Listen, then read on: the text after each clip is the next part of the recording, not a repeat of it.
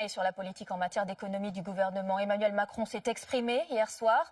Le chef de l'État a fait de la pédagogie sur les 5 premiers mois de son quinquennat. Il a justifié son style et ses réformes. Il a promis qu'elles porteront leurs fruits dans 1 an et demi ou 2. Les temps forts avec Valérie Astruc et Dominique Masse. Pas de regret.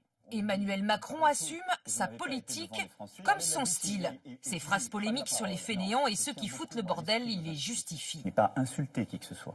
Et je ne le ferai jamais parce que je considère l'ensemble de mes concitoyens. Je continuerai à dire les choses, je continuerai à respirer l'air, à parler à nos concitoyens, à parfois m'emporter quand j'échange avec eux et à dire ce que je crois vrai. Ensuite, le président affirme avoir utilisé un vocabulaire populaire. Pourtant, dans cette interview, celui qui aime les lettres ne peut s'empêcher d'employer des expressions surannées. Ce faisant, par votre truchement, ce qui est croquignolesque dans le monde où nous vivons. Mais Emmanuel Macron répond ensuite à l'accusation.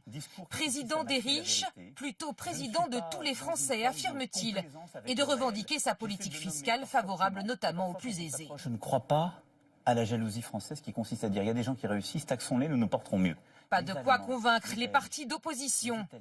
J'ai vu hier soir un président bulle, un président qui vit avec les siens. Emmanuel Macron ne s'adresse pas à la droite, il a raison quand il le dit.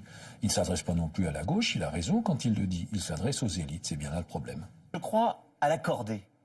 Si on commence à jeter des cailloux sur les premiers de cordée, c'est toute la cordée qui dégringole. Pour ses adversaires, Emmanuel Macron n'a pas réussi à parler aux Français qui souffrent. La méthode, c'est effectivement des habiletés de communication, une épaisse couche de maquillage derrière laquelle se trouve un projet de dureté sociale. Monsieur Macron est le président de ceux qui l'ont fait élire, de tous les sponsors qu'il avait eu durant la campagne présidentielle. Je regrette quand même que la sécurité ait été reléguée à quelques questions de fin d'émission. Face à la menace terroriste, le président se veut intraitable avec une annonce. Celles et ceux qui, étant étrangers en situation irrégulière, commettent un acte délictueux, quel qu'il soit, seront expulsés. Enfin, Emmanuel Macron fixe un rendez-vous. Dans 1 an et demi ou 2 ans, les résultats de sa politique devraient se faire sentir. Même s'il s'en défend, c'est bien l'inversion de la courbe du chômage qu'il espère. Et ce que l'on retiendra aussi de cette intervention, c'est quand Emmanuel Macron a essayé de rassurer les retraités. Beaucoup estiment être les oubliés de la politique fiscale du chef de l'État. CSG, taxe d'habitation, le président a précisé la part de ceux qui gagneront ou perdront. Sophie Brune, Thomas Paga, Gabriel Camilla. Qui va subir la hausse de la CSG ? Un retraité sur 2 est concerné, soit 7 millions de personnes.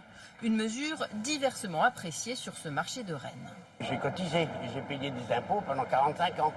Donc j'aimerais bien quand même qu'on aille chercher de l'argent où il y en a vraiment. Il faut trouver un peu d'argent. Bon, à partir du moment où on gagne une somme correcte, on paye, puis voilà.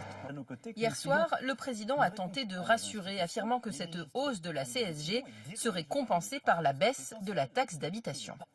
À la fin de l'année prochaine, hormis pour les plus aisés d'entre eux, 30% les plus riches, pour une bonne partie de celles et ceux qui payent la taxe d'habitation, ce sera déjà compensé. Mais surtout, lorsque l'ensemble de cette réforme sera conduite, 80% des retraités gagneront du pouvoir d'achat.